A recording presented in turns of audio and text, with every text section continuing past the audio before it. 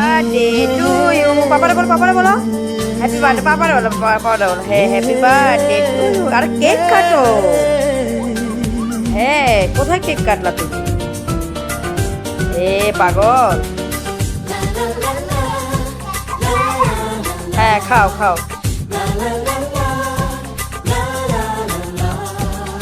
কিছু হাসি, কিছু আশা, কিছু মধুর একবার খায় না বাবা, একবার খায় না তো, একবার খায় না পাগল।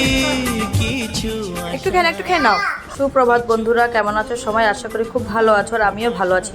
তা আমি প্রিয়াঙ্কা, আমি আজও একটা নতুন ব্লগ নিয়ে তোমাদের সামনে চলে এসেছি। আশা করছি আজকের ব্লগটা তোমাদের ভালো লাগবে। তো দেখো, ঘুম থেকে উঠেই না স্নান শেষ করে ঠাকুর ঘরে চলে আসলাম। এসে আগে গোপু সোনাকে আমি স্নান করাচ্ছি। তা আমার বর বলল, তুমি যে এইভাবে করে স্নান করাচ্ছ আর কত কিছু দিয়েছো। আমি বললাম যে না, এইসব দিতে হয়, গঙ্গা জল, তারপরে গিয়ে তোমার গোলাপ জল, তারপরে অঘরু, চন্দন, তারপরে একটা তুলসী পাতা দিয়ে ওই আর কি গোপু সোনাকে স্নান করাচ্ছি। তো দেখো কি ভালো লাগছে, আর প্রচুর পরিমাণে গরম পড়েছে। তো তাই আর কি আমার বরকে বললাম, আমাদের যেভাবে গরম লাগে গোপু সোনারও তো গরম লাগে, তাই আর কি ওকে ভালো করে স্নানটা করিয়ে দিচ্ছি। জানো তো বন্ধুরা, প্রচুর পরিমাণে গরম পড়েছে। এত গরম কি আর বলি, কিছু বলারই নেই। আর অল্প আগে যে দেখতে পারলে আমার বর কেক কাটিং করছিল, কাল রাতে না আমার বরের মানে বার্থডে ছিল। তো তাই আর কি আমি কি করলাম, সারপ্রাইজ দিলাম। রাত 12টায় ওকে কেক কাটিয়েছিলাম। ওই আর কি সোনা আর ওর পাপা মিলে কেক কাটলো। তো সেই ভিডিওটাই তোমাদের সঙ্গে অল্প হলেও আমি শেয়ার করলাম। তো তারপরে দেখো, গোপু সোনাকে স্নান করানো হয়ে গেছে। এখন গোপু সোনার প্যান্টটা পরিয়ে দিলাম। প্যান্টটা পরিয়ে দিলে এখন আমি ড্রেসটা পরিয়ে দিব। তারপর ওই যে দেখতেই পাচ্ছ, আরেকটা কিন্তু আমাদের গোপু সোনা আছে। আমাদের দুটা গোপু সোনা, একটা হচ্ছে একদম ছোট পুচকি, আর একটা মোটামুটি মিডিয়াম সাইজে বলতে পারো, 5 ইঞ্চি বলতে পারো।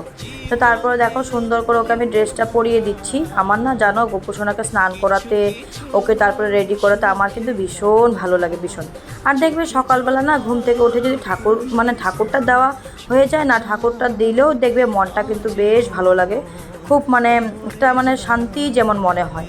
তো যাই হোক, তোমাদের সঙ্গে কথা বলতে বলতে গোপু সোনার স্নান শেষ, ওকে বসিয়ে দিলাম। আগে ওর খাওয়াটা দিয়ে দেবো, তারপরে আমি পুরো ঠাকুরটা দেবো। তো অফ ক্যামেরায় পুরো ঠাকুরটা দিয়ে দিলাম। দিয়ে তারপরে আমি এখন এখানে ধূপকাঠি আর প্রদীপটা জ্বালিয়ে দিচ্ছি। জ্বালিয়ে দিয়ে তারপর ওই আর কি একটু শঙ্খ বাজাবো, শঙ্খ বাজিয়ে একটু প্রদীপটা দিয়ে ধূপকাঠি দিয়ে আরতি করব। আমার না পূজা দিতে কিন্তু খুব ভালো লাগে, খুব। কিন্তু কি বলো তো বন্ধুরা, ওই আর কি সোনা হবার পর থেকে না আর কিন্তু পূজাটা দেওয়া হয় না আমার, ওই আর কি মাই দেয়, আমি কিন্তু দিতে পারি না। তো যাকে এখন কিছুদিন ধরে আমিই দিচ্ছি পূজাটা, মাও দেয় কিন্তু আমিও দিই। তো মাকে বললাম, আমি যে কয়দিন পারবো দিব, আমার যখন অসুবিধে হবে তাই আর কি আমি দিতে পারবো না, তখন তুমি দেবে। তো যাকে চলো শঙ্খটা বাজিয়ে নিই একটু আরতিটা করে নিই।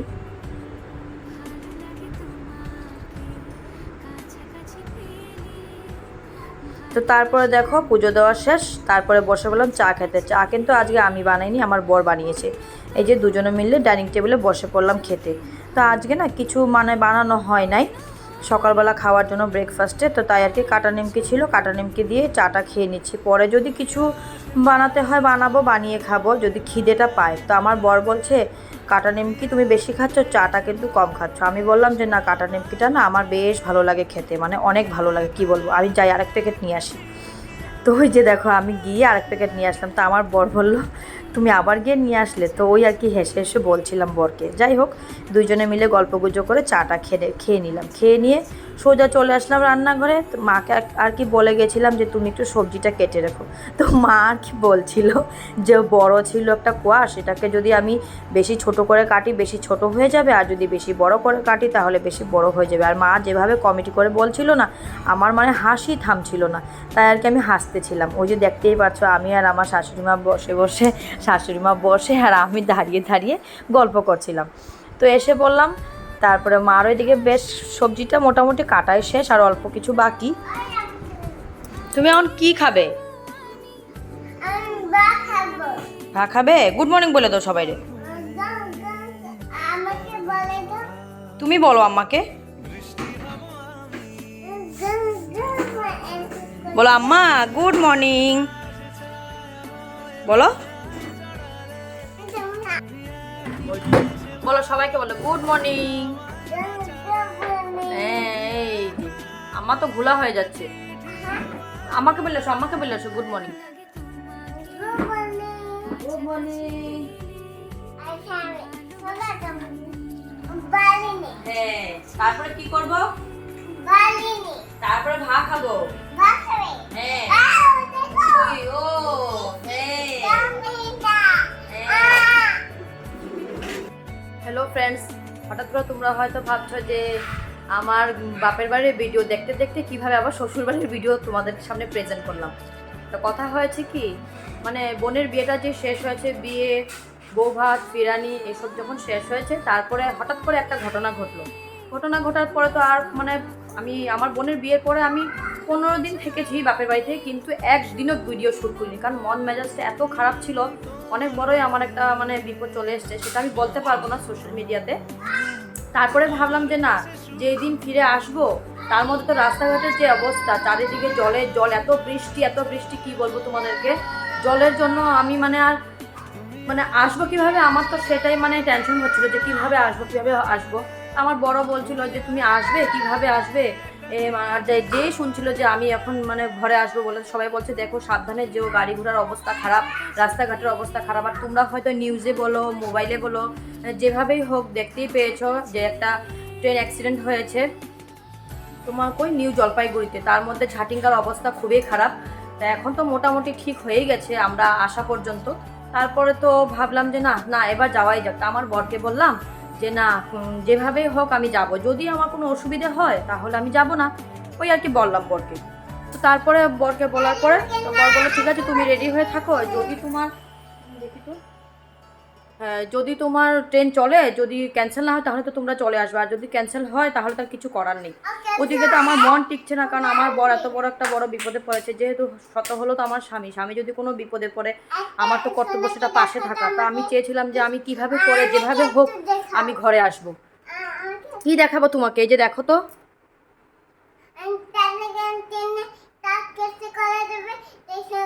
হ্যাঁ হ্যাঁ। তারপরে ফাইনালি বর 4টের সময়, 20 তারিখের কথা, 4টের সময় আমাকে ফোন করে জানালো যে যে না ট্রেন চলছে তোমরা আসতে পারবে। আর ঠিক আসার দিনই সকালবেলার ঘটনা, আমার সোনার মাথায় এই যে এই জায়গাটাতে আমার মানে মার ঘরে আর কি, বাপের বাড়ির কথা বলছি, সেখানে জানালা দরজা থাকে না কাঠের, সেটা পড়ে গেছে। আর তো সোনাকে নিয়ে এখন টানাটানি, কীভাবে ভিডিও করবো আর কীভাবে ব্লগ করবো, আগে তো বাচ্চা তারপরে তো সব কিছু। তো তারপর আর ভাবলাম যাই হোক এখন আর ভিডিও শ্যুট করবো না, থাক বাড়িতে যেয়ে নিই সব কিছু পরিস্থিতি দেখে নিই, তো তারপরে আমি ভিডিও শ্যুট করবো, তো সেটা ভাবলাম। তো সেটা ভেবে তারপরে ঘরে আসলাম। ঘরে এসেও তো মন মেজাজ সবারই খারাপ, কি বলবো তোমাদেরকে। আমি যদি বলতে পারতাম তাহলে আমি ঠিকই তোমাদের সামনে সব কিছু বলতাম, কিন্তু বলবো না আর কি, বলা যায় না এইসব কথা, বলা যাবেও না সোশ্যাল মিডিয়াতে, তাই আর কি বলি নেই। তো যাকগে, তো আজকের থেকে আবারও মানে বাড়িতে আসার পর থেকে মানে আজকের থেকে আমি আবার ব্লগ করা শুরু করলাম। তো তোমরা পাশে থেকো, আমার ব্লগগুলো দেখে অবশ্যই কমেন্ট করে জানাবে যে কেমন হয়েছে বা কেমন লাগে। তো ঠিকঠাক ব্লগ দিতে পারছি কি না সেটাও আমি জানি না, তোমরা কমেন্ট করে জানাবে। কমেন্ট করলে না খুব ভালো লাগে, কারণ তোমরা অনেক সুন্দর সুন্দর কমেন্ট করো, তো তার জন্য বলছি। আর যারা আমার চ্যানেলটা নতুন দেখছো তারা সাবস্ক্রাইব করবে প্লিজ, আর লাইক কমেন্ট করে জানাবে যে ভিডিওগুলো দেখতে তোমাদের কেমন লাগে।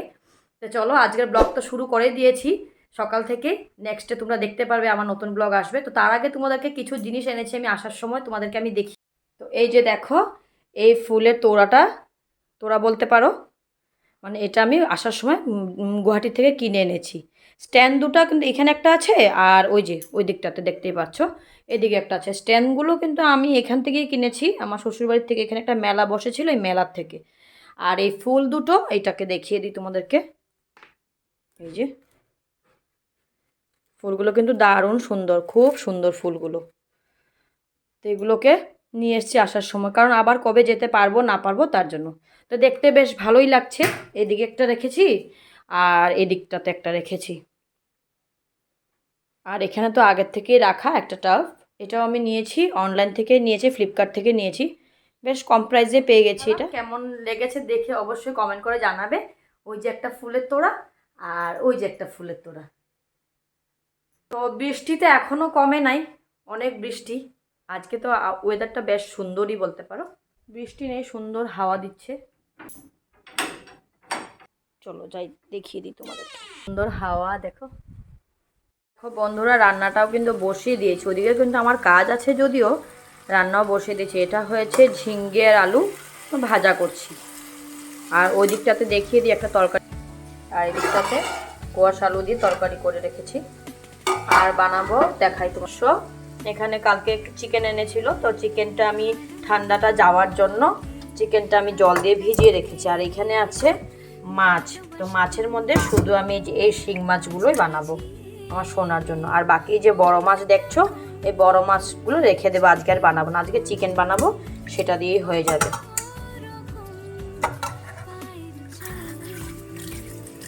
তো হাতটা ধুয়ে নিলাম। করতে করতে কিন্তু প্রায় দুটো রান্না আমার হয়ে গেছে, আর দুটোই রান্না বাকি। শুধু সোনার জন্য শিং মাছের ঝোল করব পেঁপে আলু দিয়ে, আর আমাদের জন্য চিকেন করব।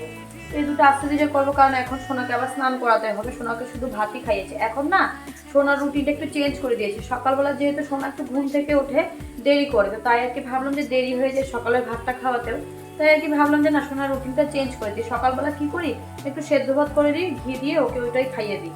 তারপরে স্নান করার পরে যদি কোনো সময় সোনার খিদে পায়, তো বিস্কিট ধরো বা ধরো আটা ম্যাগি যেটা বলে সেটা একটু দেই, বা মাঝে মধ্যে একটু ফলের রস দিই, এসব করে আর 2-2:30টার দিকে ভাত খাইয়ে দিই ডাইরেক্ট, তো হয়ে যায়। কারণ এখন সোনাও দিন দিন বড় হচ্ছে, তার মধ্যে সোনার উপর দিয়ে যা ঝামেলা গেল। যেদিন আসলাম ট্রেনে করে, সেদিন সোনার প্রচুর এই যে মাথার মধ্যে যে কাঠটা পড়েছিল এই জায়গার মধ্যে, এই কাঠ পড়ার থেকে ব্যথাতে মানে সোনার প্রচুর পরিমাণে জ্বর চলে এসেছিল। আমি যেদিন এসেছি আমার মানে শ্বশুর বাড়িতে, পরের দিনে আবার সোনাকে নিয়ে চলে গেছি ডক্টরের কাছে। তো ডক্টরকে সব খুলে বললাম, তো ডক্টর বললো কিছু হবে না। যখন কাঠটা পড়েছিল ও কি বমি করেছিল, আমি বললাম যে না বমি তো করেনি। বলছে যে যদি এইসব মানে এইভাবে যদি কোনো সময় বাচ্চারা ব্যথা পায়, যদি বমি করে, তাহলে একটু মানে সঙ্গে সঙ্গে হসপিটাল নিয়ে যেতে, এটা মানে একটা খারাপ সংকেত বলতে পারো। তো আমি বললাম যে না বমি তো করে নাই। তো তাই আর কি টেনশনের কোনো কথা। ওষুধ দিয়েছে, 3 দিন সোনার জ্বর ছিল, প্রচুর পরিমাণে জ্বর। মন মেজাজ এত খারাপ, কি বলবো। খারাপ সময়ের মধ্যে আবার খারাপ সময় চলে আসে। কিভাবে যে মানে এগুলোর থেকে আমি বের হয়ে আসতে পেরেছি, এখনো পুরোপুরিভাবে যদিও বের হই নাই, কিন্তু আশা করছি যে হয়ে যাব বের। ঠাকুর আছে সঙ্গে, এটাই ভরসা। তাই এখন যাব। দেখো আমার রান্নাটা কিন্তু হয়ে গেছে প্রায়। এই দেখো তেল ছেড়ে দিয়েছে, তো এখন গ্যাস অফ করে চলে যাব ওইদিকে। তো চলো যাই, ওইদিকে সোনা জানি কি দুষ্টামি করছে। নানু করেছো? হ্যাঁ জানো বন্ধুরা, আমার সোনা নানু করতে গিয়ে কি কান্না কি বলবো। স্নান করবে না, নানু করবে না, বলছে আমি নানু করবো না। এত সময় আমার কোলেই ছিল, আমি বলছি যে আমি তোমার সঙ্গে কথা বলবো না, রাগ করেছি। কি কান্নাটা কান্না মানে কি বলবো। তো ও আমাকে সরি বলছে, আমিও ওকে সরি বলছি। আর বাবা না, আসো আগে করে।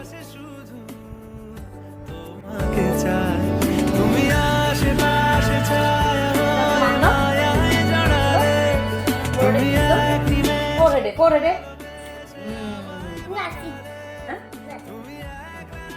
নমস্তে দিবে। কিস দিয়েছে, মানে ফোরহেডে দিলে এটা কিস, আর চিক্সে দিলে এটা মাম। ওই যে দেখো না নাচানাচি।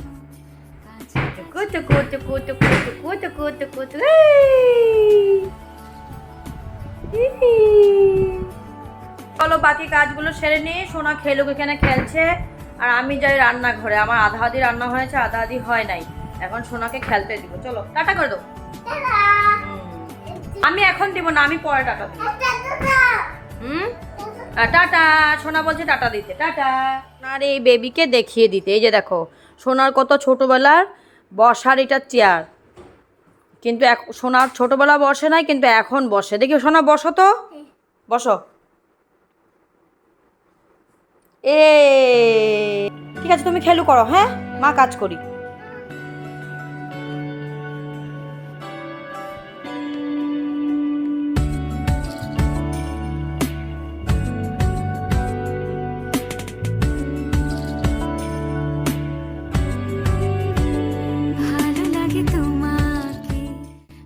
হ্যাঁ হ্যাঁ হ্যাঁ হ্যাঁ তারপরে হ্যাঁ নো পাপা।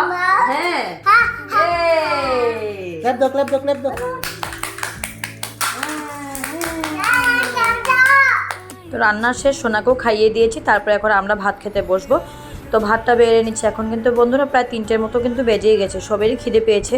আর খিদে পেলেও না জানো গরমের জন্য না খেতেও ইচ্ছে করে না, কিন্তু কিছু তো করার নেই, খেতে তো হবে। আর খেতে বসে দেখো শান্তি নেই, সোনার এই খেলনা চাই ওই খেলনা চাই ওই আর কি। তারপরে দেখো আমি আর শাশুড়ি মা বসে কিন্তু মন ভরে ভাতটা খেয়ে নিচ্ছি। অনেক টেস্ট হয়েছিল আজকের রান্না। কাছাকাছি এলে ভালোবাসি তুমিও কাছাকাছি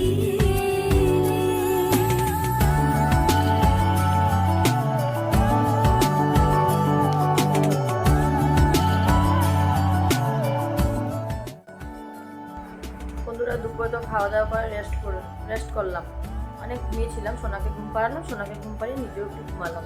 তো ঘুম থেকে যখন উঠছি তখন থেকে দেখছি এই সাইডের কানটা নিয়ে এতটুকু ব্যথা। তার মানে কী হয়েছিল, দুপুরবেলা না সোনাকে আমি স্নান করাতে নিয়ে গেছি, ও স্নান করবে না।